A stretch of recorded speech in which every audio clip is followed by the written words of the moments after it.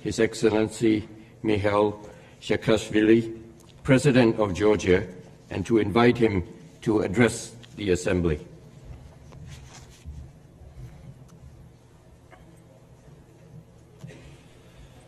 Mr. President, Your Excellencies, distinguished delegates, it is a great honor to represent once again my beloved nation at this rostrum.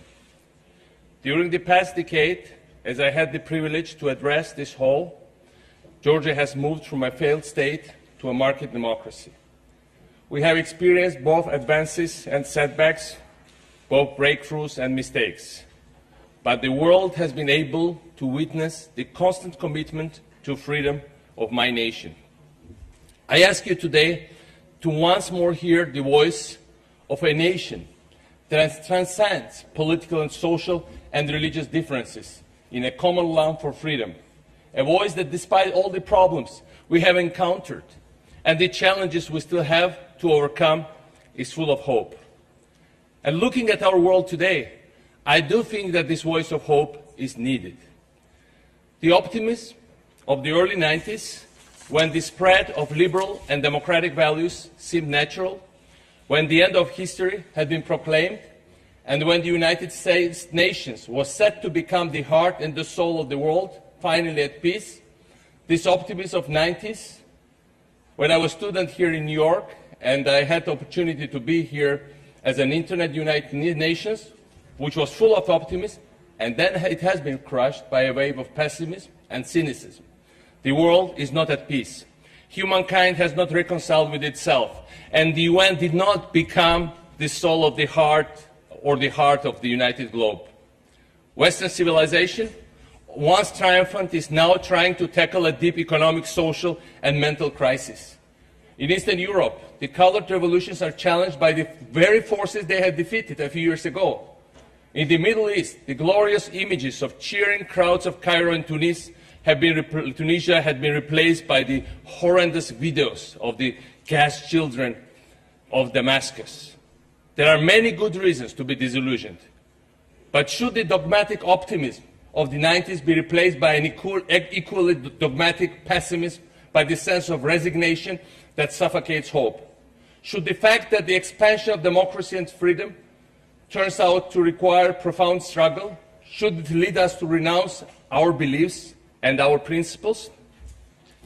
I came here today to share the hopes on behalf of my nation and to speak out on behalf of my Georgian people against this ambient fatalism. I came here to address those who doubt, those who hesitate, those who are tempted to give in. If the West is outdated, then why do millions of Poles, Czechs, Estonians, Romanians, and others do cherish so much the day they entered NATO? And why are millions of Ukrainians, Georgians, Moldovans, and others desperately are knocking on the doors of the European Union? If freedom is no longer fashionable, how do we explain that the suicide of an unknown citizen in a remote Tunisian town has changed the map of the world? No, history did not come to an end in 1989 or 1991, as it was proclaimed, and it never will. But freedom is still its motto and its horizon. Everywhere, men and women who want to live in freedom and confronted by the forces of tyranny. The question is, are we going to be actors or spectators in this confrontation? Distinguished delegates, as I speak, the Eastern European countries aspiring to join the European family of free and democratic nations are facing constant pressures and threats. Armenia has been cornered and forced to sign customs union, which is not in this nation's interest or in the interest of our region. Moldova is being blockaded. Ukraine is under constant attack. Azerbaijan faces extraordinary pressure, and Georgia is occupied. Why? Because an old empire is trying to reclaim its bygone borders. And borders is actually not the right word, since this empire, be it the Russian Empire, the Soviet Union, the Russian Federation, or the Eurasian Union, never had borders. It only had margins. I came today to speak in the name of these margins. Unlike most nations, the Russian Federation has no interest in having stable states around it. Neighboring countries in constant turmoil, that is what the Kremlin is seeking. It rejects the very idea of strong governments in Georgia, Ukraine, or Moldova, even ones that try to be friendly to their interests. I was never a great fan of what the French call la langue de bois. But as my second term nears its end, I feel more than before the urge to speak my mind. Let us be very concrete. Do you think that Vladimir Putin wants, for instance, Armenia to decisively triumph over Azerbaijan? No. This would make Armenia too strong and potentially too independent. Do you think then the contrary is true, that Moscow wants Baku to prevail over Yerevan? Obviously not. The current rise of a modernized, dynamic Azerbaijan is a nightmare for the Russian leaders. No, they do not want anyone to prevail, and the conflict itself is their objective, since it keeps both nations dependent and blocks their integration into European common space. Do you think that electoral defeat of the forces that led the Orange Revolution in Ukraine has led the Kremlin to take a softer approach to this country? To the contrary. I spoke yesterday to my colleague Viktor Yanukovych. His government is under constant attack and pressure from Russia. And that's what's happening on a daily basis. And, and again ahead of the European summit of Vilnius. And Russian officials now speak openly about dismembering this nation. I just heard the speech 2 days ago. Do you think that Kremlin would agree to discuss the deoccupation of our regions of Abkhazia and South Ossetia now that the government has changed in Tbilisi? Far from it. The annexation of Georgian lands by Russian troops continues. Yesterday, the occupants have expelled again Georgian citizens from their houses and are destroying them, are destroying their villages, homes, the homes of houses of their parents and grandparents, taking in daylight their cemeteries in total impunity, water systems. Despite the friendly statements made by the new Georgian government in recent weeks and months, the Russian military keep advancing its positions, dividing communities with new barbed wires, threatening our economy, moving towards the vital Baku-Supsa pipeline, approaching more and more the main highway of Georgia, and thus putting into question the very sustainability of our country. We are one of very few nations of history, and I'm very proud of it, that sustained, unfortunately, full-blown Russian attack, and we are the only one for many centuries whose statehood and independence have survived. Despite full-blown attack by more than 100,000 strong Russian army, despite being bombed by 200 planes, attacked by full Russian Black Sea Fleet, and tens of thousands of mercenaries. Our statehood and independence have survived against all these things. But let us not risk losing now in times of peace. We survived because we were united. We survived because the world was with us. I hope the world will stay with us when this pressure is applied to us. I came here in the name of Georgian people to ask you, the international community, to react strongly to this aggression and to help us to put an end to the Russian annexation of our lands. The hostility of Vladimir Putin and his team towards the government I had the privilege to lead for almost a decade was not based on personal hatreds or cultural misunderstandings. Any such interpretation would just be a smokescreen. My predecessor, President Shevardnadze, came from the highest Soviet nomenclatura. He was returned to power in Georgia with direct Russian help in the 90s through a military coup. He was well known for his Soviet diplomatic skills, unlike me. And yet Russia has constantly undermined his authority and even tried to assassinate him several times. This is not about Gamsakhurdia, the first Georgian president, Shevardnadze, Saakashvili, or President Prime Minister Ivanishvili. Those names actually do not matter when the stakes are so high. This is about the possibility or not of true statehood in Georgia and beyond. Why? Because the current Russian authorities know perfectly well that as soon as strong institutions are built in Ukraine, Georgia, Moldova, or any other place, as soon as functioning states emerge, such institutions, such states, will reflect and enforce the will of their people, which is to become fully independent and move towards Europe. The Georgian experience of successful reforms and the creation of functioning state was therefore considered a virus that could and would contaminate the whole post-Soviet region. We became the least corrupt country in Europe, world's #1 reformer according to the World Bank, one of the top places to do business, the least criminalized country in Europe after being one of the most criminalized ones. And that was the virus that should have been eliminated by every means possible. This is why the Georgian nation has suffered an embargo, a war, an invasion, and an occupation all since 2006. But this also is why the resistance of the Georgian people and the resilience of Georgian democracy are of the utmost importance for the whole region. Dear colleagues, the efforts to roll back the advances of the EU and NATO in our region, progress based on the will of our people, are becoming even more intense. These efforts have a name: the Eurasian Union. It makes me sick when KGB officer Vladimir Putin lectures the world about freedom, values, and democracy. This is a list of the things he can do to the world. Being a dictatorial leader of one of the last empires left.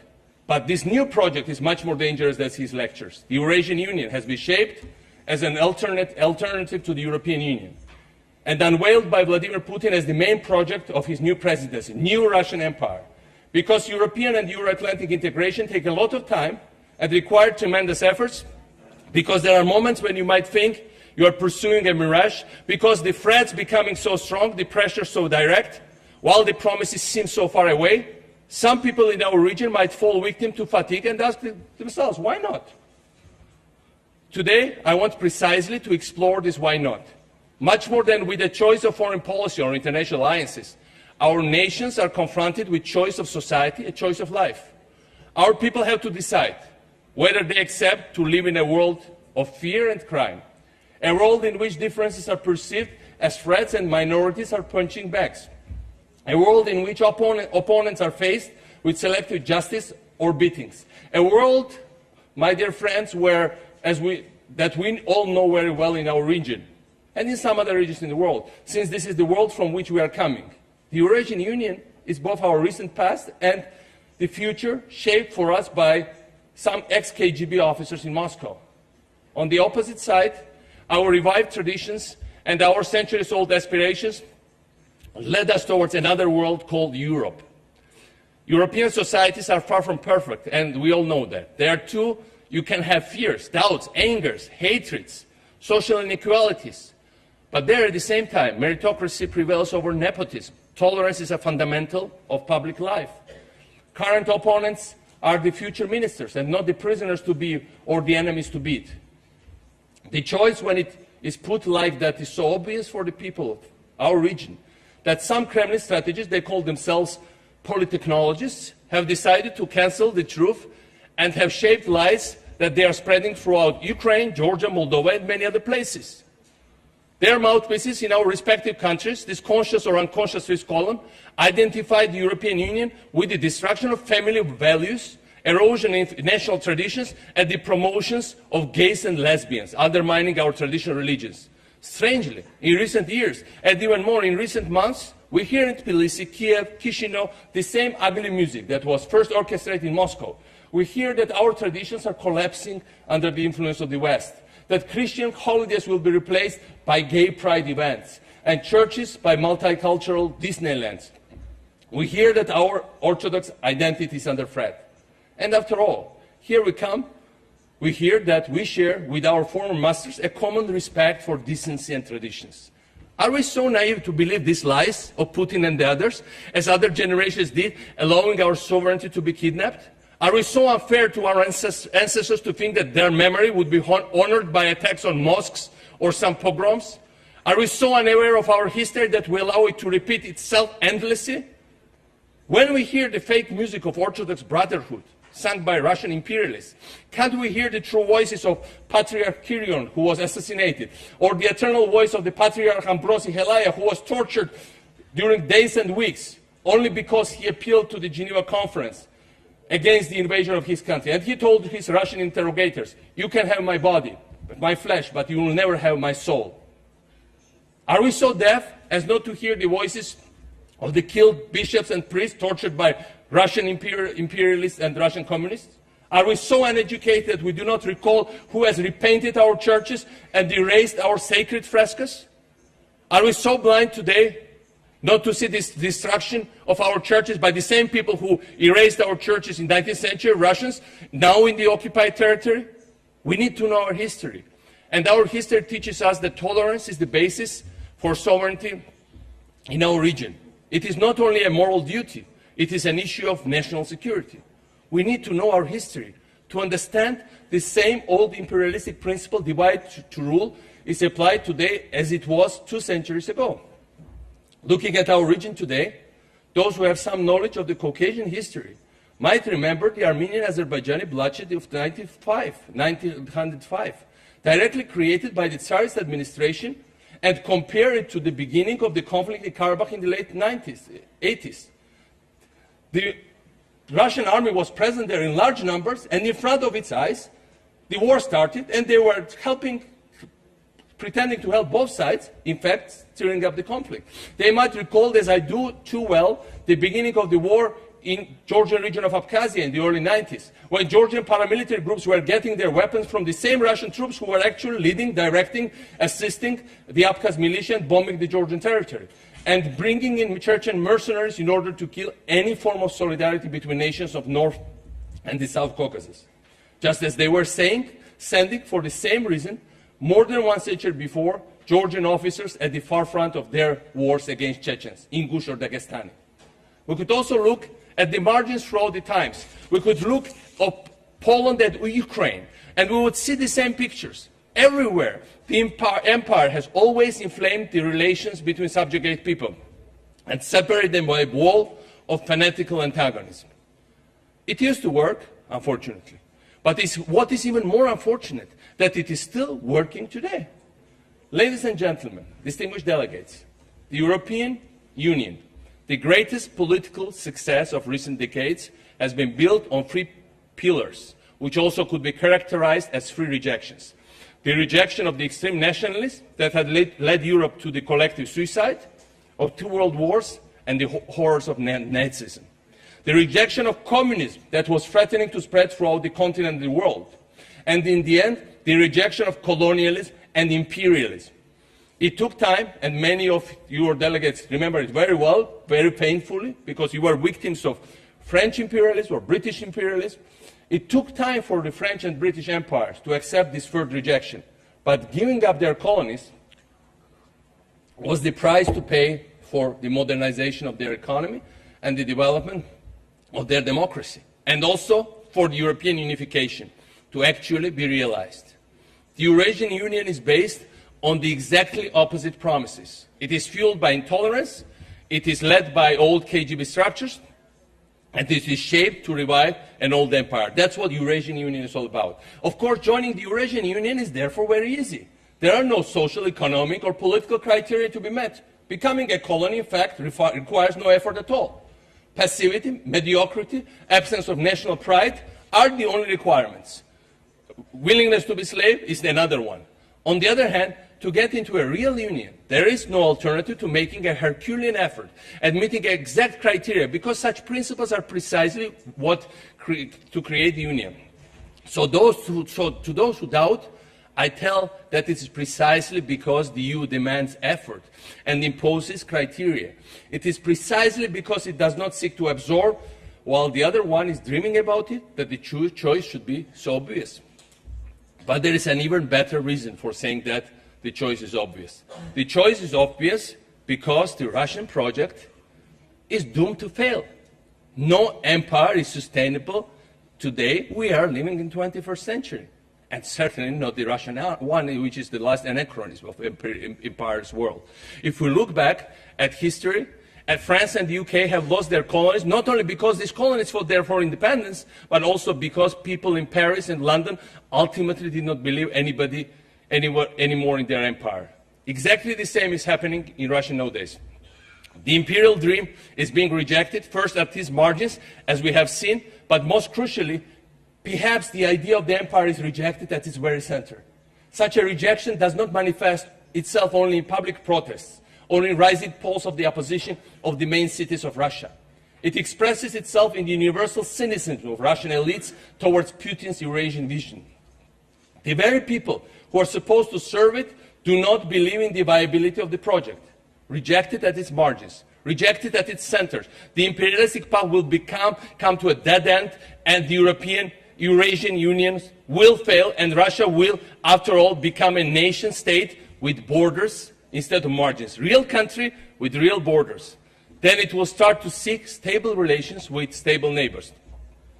Then cooperation will replace confrontation. It will happen, and much sooner than people think, to the benefit of the margins, but most of all to the benefit of the Russian people themselves. It will happen because the imperial project is absurd for a generation of Russian citizens who are among the most enthusiastic users of the internet in the world. It will happen because ethnic discrimination that Russia is using inside its territories is not going to consolidate and make Russia more strong and United States.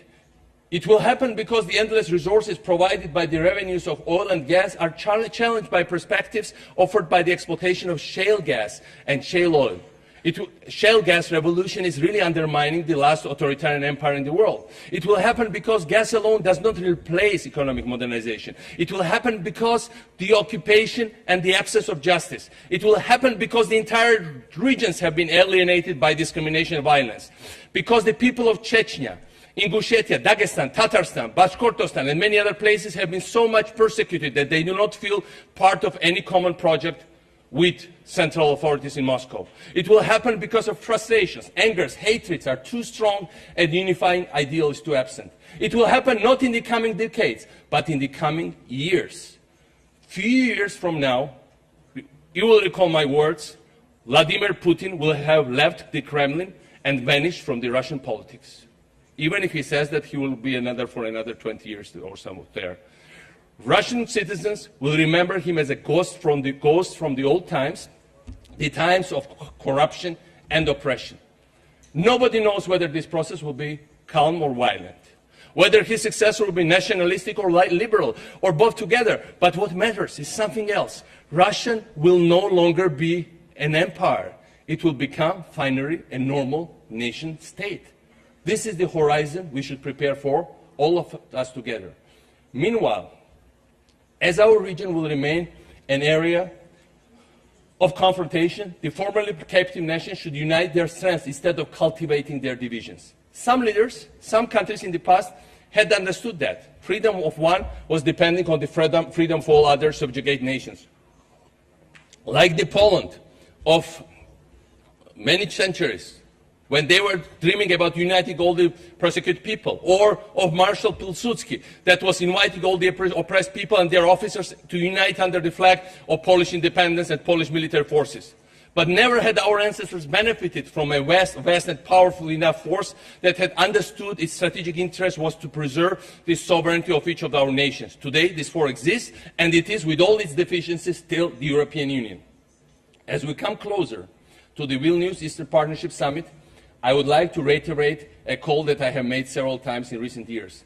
By launching the Eastern Partnership as a response to the 2008 invasion of Georgia, the EU has offered to our nations a platform to cooperate under its benevolent umbrella.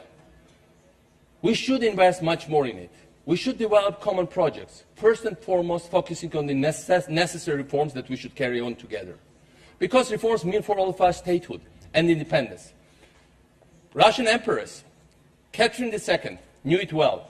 And when Poland, despite the attempts from them, has started from Russians, started to implement successfully an ambitious program of reforms following the precepts of the French or British Enlightenment, she wrote a long and secret letter to Friedrich the Great. This letter was German Emperor. This letter was and remains one of the most impressive expressions of the nature and the strategy of the imperialistic project. It reads that ongoing reforms are dangerous both for Russia and Prussia, because they will turn Poland into a true state, that they need to be stopped, and that Poland should be attacked and dismembered because they are fully implemented, that they will never occupy it again. This letter will not sound unfamiliar to those who know how much Vladimir Putin was loathing the Georgian experience throughout these last decades. Because lots of Russians were asking, if this once corrupt Georgia, criminalized country, mafia-ridden country, disintegrated failed state could make it, why Russians cannot make it? This was ideologically dangerous project. For the first time, an efficient nation state was being built in the Caucasus. And the reforms that had been crushed before, had to be crushed before they could bear all their fruits. Ladies and gentlemen, unity should be our rule in Eastern Europe, including in the divided Caucasus. I have spoken about the beginning of the war in Abkhazia. I could have recalled an older scene that is very symbolic of the history of the Caucasus. And you know, that's at the end of the rebellion led by Shamil against the Russian Empire. After Shamil, the great Imam of Northern Caucasus, had surrendered himself, and the last Chechen leader still fighting, named Baysangur, had been wounded and captured. As they were going to hang him, the Russian officers gathered a crowd of Dagestani men to witness the execution. They ordered one of them to remove the chair on which Baysangur was standing in order to kill him. By doing so, Russians knew what they were doing.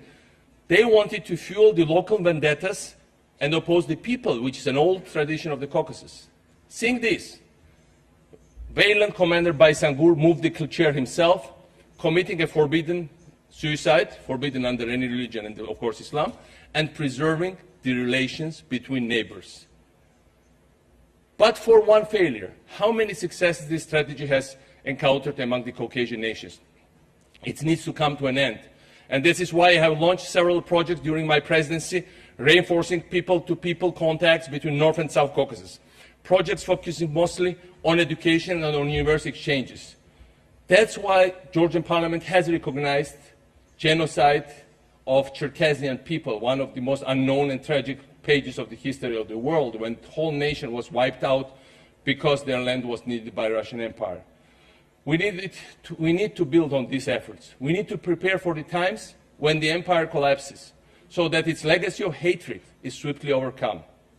And we, as citizens of Georgia, need to prepare for the times where Russian troops will leave our occupied regions, when Moscow will withdraw from Tskhinvali and Sukhumi, Abkhazia. We need to prepare ourselves to welcome back our Ossetian and Abkhaz fellow citizens as brothers and sisters, and not as enemies. We will need to prepare for the times when hundreds of thousands, in fact more than 500,000 of Georgian and other ethnic groups that have become IDPs because of war go back to their deserted houses. Because these kind of times will come sooner than we think, much sooner, in the years to come. Ladies and gentlemen, as my second term nears its end, I take pride in the many accomplishments that Georgia achieved during my tenure in office. We took Georgia literally out of darkness, brought unprecedented transparency to our public service, put our children back in schools, and took the gangs out of them. We have brought our nation closer than ever to its European dream, and worked tirelessly to renew the spirit of tolerance that guided Georgia in our glorious past. We did many good things, but of course, like any leader, and when I became president, I was at that moment I was the youngest president in the world, I realized that some of these things were done at a very high cost because of lack of experience. In our rush to impose a new reality against the background of internal and external threats, we have cut corners and certainly made mistakes. Went sometimes too far, and other times not far enough. I acknowledge fully my responsibility in all the shortcomings, and I sincerely care for all those who have felt that they did not benefit enough from our work, or even that they were victims of our radical methods. I want to tell all Georgian citizens, to those who supported our project, our policies and our party, and those who rejected them, I want to tell them how proud I am of their maturity. We promised them this project, and we didn't promise them it would be too smooth. And we went very far. But we went far because our people were so mature and so brave. I want to tell them from this rostrum how humble I feel looking at the sacrifices and the efforts they have made. We are and should remain a nation united in a common love for freedom and dignity.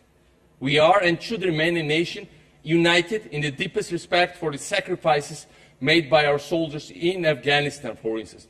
A nation sharing the same sorrow when they lose their lives and taking the same pride in their bravery. We are the nation that are proud of our soldiers that stood up to 100 times exceeding force of Russian invaders and gave us time, together with the world, to mobilize and protect and save our independence, something that, with all due respect, many of the nations in Europe couldn't do in the 20th century, much bigger and much more powerful than us.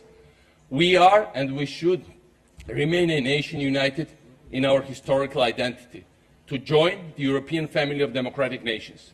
the family we should never have been separated from in first place, our family. The path of the Georgian people towards freedom, regional unity, and European integration is far from over, and I will continue to dedicate every day of my life to its success as a proud citizen of a proud nation. Thank you so much.